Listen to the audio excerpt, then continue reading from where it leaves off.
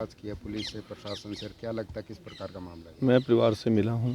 कल माननीय मुख्यमंत्री जी नायब सिंह सैनी जी ने मुझे जिम्मेवारी दी थी कि परिवार के बीच में जाकर परिवार की सारी स्थिति और उनकी अभी तक प्रशासन के द्वारा की गई कार्रवाई की संतुष्टि, दो विषयों को लेकर आया था मैं।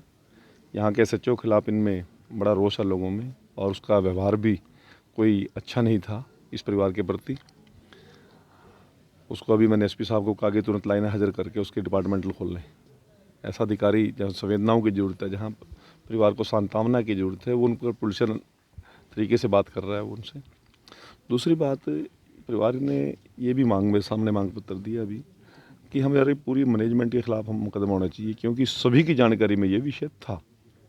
चाहे प्रिंसिपल है, चाहे उसके स्कूल के मैनेजमेंट के लोग हैं, चाहे उसके संचालक हैं। पहले तो इन लोगों ने प्रचार प्रसार किया कि हम बेटियों को फ्री शिक्षा देंगे, इस क्षेत्र के अंदर समाज सेवी की अपनी छवि बनाई, और जब समाज सेवी की छवि बन गई तो फिर उन लोगों ने इस नाम पर चुनाव भी लड़ा, और चुनाव लड़कर जब वो विधायक हो गए तो फिर वो अपने उस पर आ गए कि फीस दो हमें, क्या एफिडेविट ले रहे हैं, किससे कुछ ले रहे हैं। उस बेटी ने राजवीर फरटिया जी से बात भी की कि मुझे पेपर नहीं दिया जाने रहा। उसकी किस अंडरस्टैंडिंग क्या हुई है उन लोगों की, क्या नहीं, उन्होंने मैनेजमेंट से क्या बात की, क्या नहीं की, अगले पेपर में उसको बिठाया गया। परंतु मानसिक तौर पर उस बेटी को बार बार जिस प्रकार की जानकारी मुझे मिली है, उस राहुल नाम के लड़के के साथ शारीरिक संबंध बनाने के लिए उसको मजबूर किया जा रहा था। उसकी बहन भी इसमें इन्वॉल्व थी, स्कूल की प्रिंसिपल भी, कॉलेज की प्रिंसिपल भी इसमें इन्वॉल्व बताई जा रही है। मैंने अधिकारी को कहा कि उसकी पूरी जांच करो, डिटेल में जाओ, दोषी कोई बख्शा नहीं जाना चाहिए। और परिवार को इस प्रकार की हम विश्वास दिलाते हैं कि किसी प्रकार की उनको डरने की, घबराने की और दबाव में आने की आवश्यकता नहीं है। अब मैं इस परिवार से व्यक्तिगत मिला हूँ, मुख्यमंत्री से मिलकर इस परिवार की आर्थिक मदद कराने की भी मैं बात करूंगा, और उनको मैं विश्वास दे के जा रहा हूँ कि पूरी सुरक्षा भी देंगे और न्याय भी देंगे। सर, पूरा राजनीतिक सरगर्मियाँ इस पर है। विपक्ष जो आरोप लगा रहा कि बीजेपी सरकार जो बेटी बचाओ बेटी पढ़ाओ का नारा पीएम ने दिया, उसी प्रदेश में फीस को लेकर एक दलित बेटी को आत्महत्या करनी पड़ती है। नहीं, देखिए, मेरी बात सुनिए। हमारी सरकार तो फीस माफ़ करती है।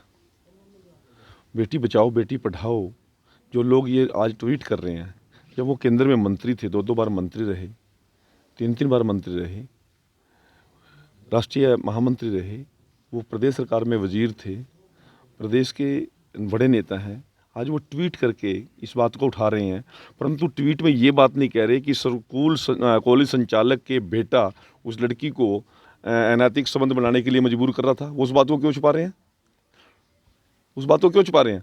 जबकि वो तो कहते हैं कि इस प्रकार की कोई बात ही नहीं हुई है।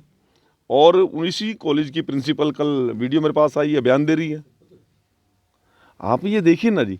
और क्या भूपेंद्र सिंह हुड्डा, अपने कांग्रेस के विधायक, जो स्कूल मैनेजमेंट का, कॉलेज मैनेजमेंट का व्यक्ति है, उससे पूछेगा कि आपके मैनेजमेंट के द्वारा या आपके इस रिश्तेदारों के द्वारा किस प्रकार से बेटी को मरने पर मजबूर किया?